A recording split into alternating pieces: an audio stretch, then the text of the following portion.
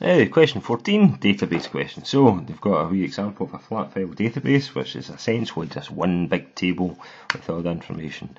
Now, quite often they ask you how the table's sorted, and quite often it's a 2-mark question, and that more often than not means it's sorted in 2 fields. Okay, the first field you'll find that is pretty obvious, and then after that you have to find the other field it's sorted on. So what I would do is just scan through, and there will be one that's fairly obvious, okay, and the one that's jumping out to me is the date field, okay, so it's sorted in the date field. What I would then do, you can get a wee highlighter, just highlight the similar dates, okay, and then treat that almost like a separate wee database, and then think about, well, how's it then sorted, okay, so we then have a wee look to see what's it sorted on now. So these numbers aren't in any particular order, the emails not, okay, the names not, I know it goes BC but then it's BR, BL, okay, membership numbers not, the class type A to Z, okay, so that's ascending order, times not, etc. So, and you can even have a wee look when it's at 18th, okay, so that's still ascending order, so it's sorted on date field, ascending order, and class type field, okay, but it's always good just to isolate once you've found one of the sorting, isolate that and treat that as a separate wee database, and then these other ones will come out a wee bit easier, okay.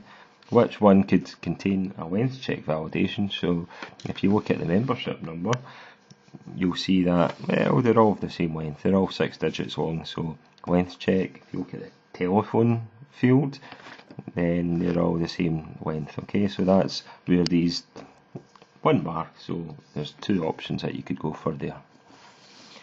Right, there's a presence check, and that has to explain what's meant by a presence check. Well, it just has to make sure that the data's actually there in the field, okay, so when somebody's writing or reading out a register in a classroom, it used to say present, and that just means that I am here, okay, so a presence check just makes sure that data's actually entered within the field. And quite often on a website it's a field in which it's got a wee star next to it, and that just makes sure that you actually do enter maybe a phone number or an email address. Right, this one is when we get your flat file database and we're actually splitting it so we can actually create a relational database, or also known as linked tables, okay. So what we've got is we're going to create 2 tables, right, so the 2 tables we're going to create is one for membership and one for class type. Okay, so, and again, there's no harm in getting a wee pen, right, so you're going to have one table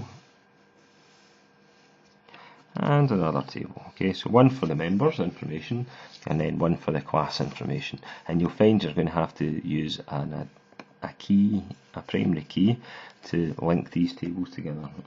So that would be known as a foreign key. So the foreign key is used to link the tables together, but you take the primary key from one table and place it into the other table, and that is known as a foreign key, and we use the foreign key to actually link the tables together. So this membership table, what you're going to have is you're going to have the membership number, the name, email and the telephone, okay.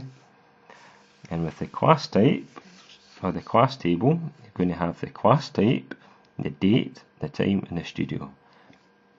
Now if you look at the member table, you'll see that there's a unique identifier for each member, and that is known as the primary key. So that's a unique entry for each record, okay, and that identifies each person. And we're going to use this membership number within this class table. So what you essentially do is just take this primary key and you place it in another table, and that's known as a foreign key, okay, and that would be used to link the tables together, because we can then say, well, J Brown, this is a class, he's that J Brown takes, etc., because you'll notice J Brown takes more than one class. So the foreign key used to link the tables together is going to be membership number. And it's always good to practice these ones. The members, can only choose from these classes, okay? So they're restricted in the classes that they can choose, and that's why it's called a restricted choice, because they can't choose any other. They can't all of a sudden choose a class that's not actually there, so that cuts out any errors there if you restrict the actual choices that these people can take. And the website has a search engine on its home page. Describe how a search engine would give a list of results. So anytime you go to a search engine and you enter the details, they're called keywords. So you enter the keywords and it searches a database, should have a wee E there, and it actually just gives back the results. Okay, so there'll be a wee database containing the keywords in the web pages, and it matches the keywords with the keywords in the different web pages, and it'll give a set of results with that. Okay,